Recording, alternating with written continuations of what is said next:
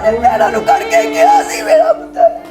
मैं नहीं कहती मेरा पुत्र जितना मर्जी इंसाफ दिया मेरे पुत्र ने, नहीं तो मैं जाके अग ला के मर जावांगी जे मेरा पुत्र मैनूं देवल कर।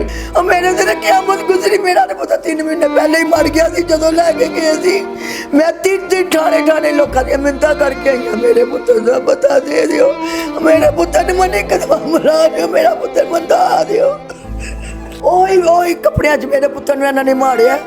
ओही कपड़े उन्होंने मार 3-4 दिन पहले ही दिता है सी उन्होंने मार के। जिसले मैं मिलन गई उसे ठंडा बर्फ मेरा पुत्र ठंडा बर्फ होया सी। अज बर्फाने ने 47 बर्फाने लवाया सी। अच्छा माँ जी, मुझे ये बताएं कि आपके बेटे की गलती क्या थी जिस वजह से उन्होंने मेरा पुत्र सानू नहीं पता थी, कोई गलती नहीं सी। रात के 3 बजे आए ने, बूहे तोड़े ने, तोड़ के ते मेरे पुत्र नूं लै के चले गए। मेरे चीज तो चादर खिंची ने, उन्होंने फड़िया ने, बांह बन्निया ने, उन्होंने लै अच्छा 3 माह पहले की गल है जो गिरफ्तार किया 11वें महीने 26 तरीक नूं लैके गए ने। 3 महीने अच्छा हो गए ने मेरे पुत्र नूं लैके गए ने। मैं हर बंदे हर ठाणे गई मेरे जी, किसी ने मेरी नहीं गल सुनी। हर बंदे ने कहा सानू नहीं पता। इतों पुलिस लैके गई है कि पुलिस पुत्र बाहर सी थोड़ा सी कि जी पुलिस बाहरों आई है तो वह लैके गई। इतों पुलिस लैके मैं गई है, अभी वो सीटी वो भी चलाई है, फिल्म भी चलाई है वो। मेरे पुत्र ने इंसाफ दिया, मैनू नहीं पता जो मर्जी करे, मेरे पुत्र ने इंसाफ दे दियो। मैं मर जावांगी, नहीं तो मैं अपने आप आके थे अग ला लेनी जे मेरे पुत्र ने इंसाफ ना मिले। मेरा पुत्र बेगुनाह, जे गुनाह भी किया सी उत्ते परचा देंदे, उन्हें जेल कर दे, अदालत ही पेश पुत्र कर दे ना।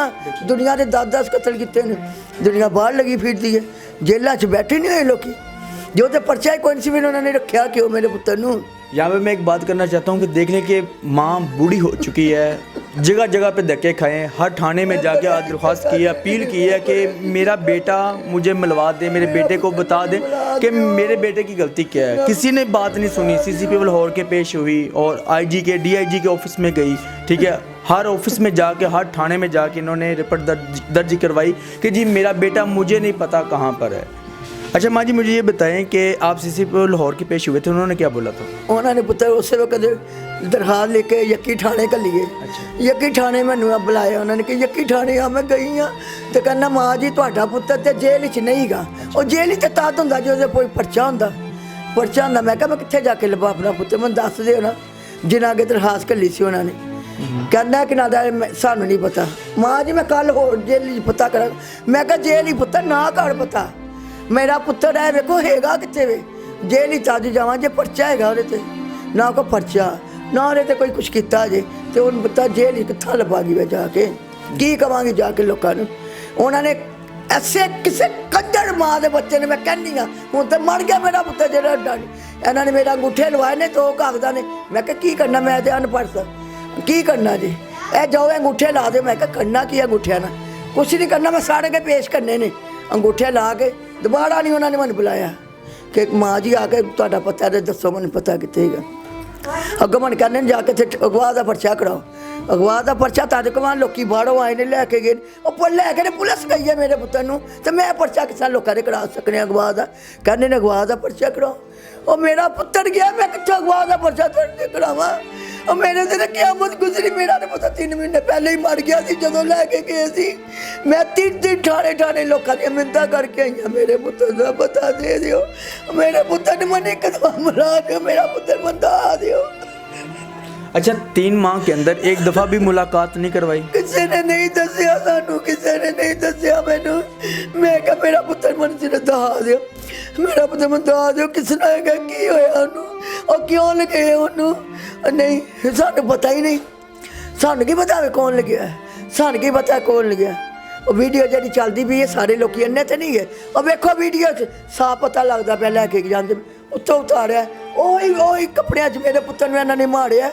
ओही कपड़े उन्होंने मार 3-4 दिन पहले ही दिता है सी उन्होंने मार के। जिसले मैं मिलन गई उसे ठंडा बर्फ मेरा पुत्र ठंडा बर्फ होया सी। अज बर्फाने ने 47 बर्फाने लवाया सी। उन्होंने खून गोलियां दे जेडे खून जम्मिया सी उहदे दिल ते गोली बजी, मेरे पुत्र ने ढीडी गोली बजी, गोलियां बजियां ही ते खून जम्मिया कसम कितों दहशत करदे। कैद तुहाडी सी ते दहशत करदे सी। ਉਹਨੂੰ ਲੋਕਾਂ ਨੇ ਮਾਰਿਆ ਸੀ, ਮਾਰ ਕੇ ਤੁਹਾਨੂੰ ਨੱਸਦਾ ਪਿਆ ਸੀ। ਉਹ ਤੁਹਾਡੀਆਂ ਧੀਆਂ ਨੂੰ ਲੈ ਕੇ ਗਿਆ ਸੀ, ਉਹ ਤੁਹਾਡੀਆਂ ਧੀਆਂ ਨੂੰ ਤੁਹਾਡੇ ਪੈਰਾਂ ਨੂੰ ਕੱਢ ਕੇ ਗਿਆ ਸੀ ਮੇਰਾ ਪੁੱਤਰ। ਮੈਂ ਨਹੀਂ ਕਹਿੰਦੀ ਮੇਰਾ ਪੁੱਤਰ ਜਿੱਦਾਂ ਮਰਜ਼ੀ ਸਾਫ ਦਿਓ ਮੇਰੇ ਪੁੱਤਰ ਨੇ, ਨਹੀਂ ਤੇ ਮੈਂ ਜਾ ਕੇ ਤੇ ਅੱਗ ਲਾ ਕੇ ਮਰ ਜਾਵਾਂਗੀ ਜੇ ਮੇਰਾ ਪੁੱਤਰ ਮੈਨੂੰ ਦਿਓਲ ਕਰਕੇ। नाज़रीन देखो कितना बड़ा सवालिया निशान है। माँ जी हौसला करें। कितना बड़ा सवालिया निशान है कि एक अदारा है और अदारा उठा के लेके जाता है, ठीक है, और अदारे को ही नहीं पता कि वो बंदा कहाँ पर है। कोई पीछा करने वाला ही नहीं, कोई पूछने वाला ही नहीं किसी को कि कौन क्या कर रहा है, किसी को नहीं कोई फिक्र।